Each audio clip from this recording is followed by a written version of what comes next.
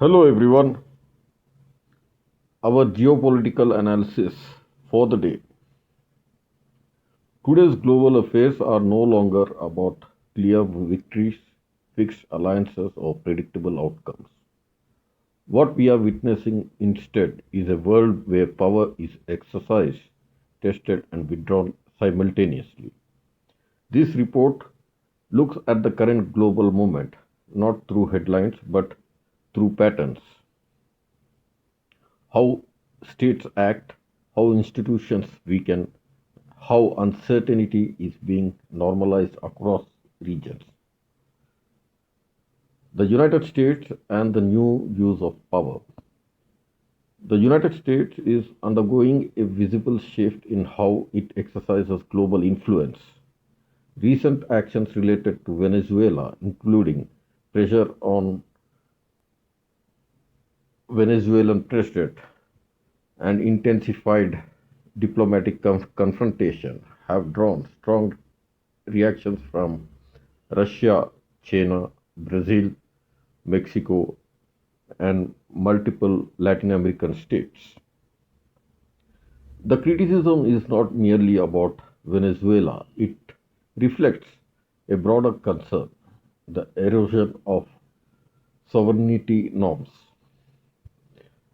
At the same time, Washington has announced withdrawal from dozens of international bodies, including United Nations linked frameworks dealing with climate, security, coordination, and multilateral dialogue. This combination, pressure on states and withdrawal from institutions, signals something important. The United States is no longer trying to manage the system, it is selectively stepping outside it. This marks a departure from the post Cold War model where US power worked through institutions rather than around them. Europe and strategic drift. Europe today exists in a state of strategic tension. On one side, it remains deeply tied to the United States through NATO and financial systems. On the other, it faces economic stress, political fragmentation, and war on its eastern border.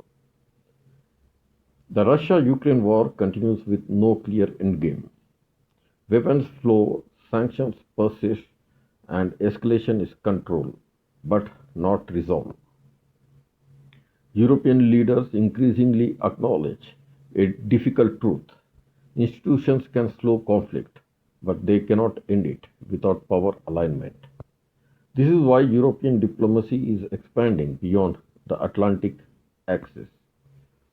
Recent engagements with India and emerging economies reflect Europe's attempt to diversify its strategic options economically and politically.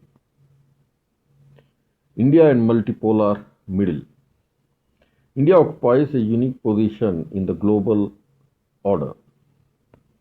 It is not aligned yet not detached, not confrontational yet not passive. India continues to strengthen its ties with Europe, maintain engagement with Russia, deepen relations with the United States, and expand influence in the global south. Recent diplomatic statements emphasize India's role as stabilizing actor rather than a rule enforcer. This positioning matters as major powers exhaust themselves through confrontation. Countries that can withstand pressure without escalation gain leverage. India's long term strategy is not dominance, it is endurance. Global institutions are still operating, but they no longer control outcomes. The United Nations continues to issue statements, pass resolutions, and host negotiations. Yet wars continue, sanctions multiply, and conflicts freeze rather than end. Calls for United Nations Security Council reform, including support for India's permanent membership, reflect a recognition that the system no longer no longer mirrors global realities. Institutions now serve three functions: delay escalation, legitimize positions, preserve diplomatic language. They no longer guarantee order. The global risk environment. The dominant risks today are not sudden, they are slow burn risks. Political polarization, economic weaponization, technological disruption, resource insecurity. Sanctions no longer destroy economies instantly. They wear societies down over time. Wars no longer aim for victory, they aim for attrition and exhaustion. Stability today does not mean peace, it means managed instability. The world ahead. This is not a temporary phase. The old world order has not collapsed dramatically, it has expired quietly. The new world is not defined by ideology but by pressure tolerance. States that can endure uncertainty will shape outcomes. Those dependent on guarantees will struggle.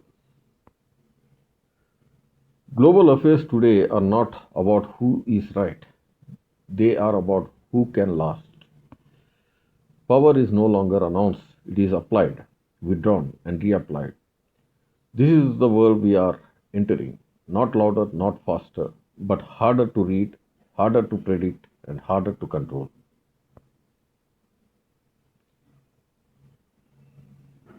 That's our report for geopolitical uh, analysis for the day. Thank you for tuning in with us. Have a great day.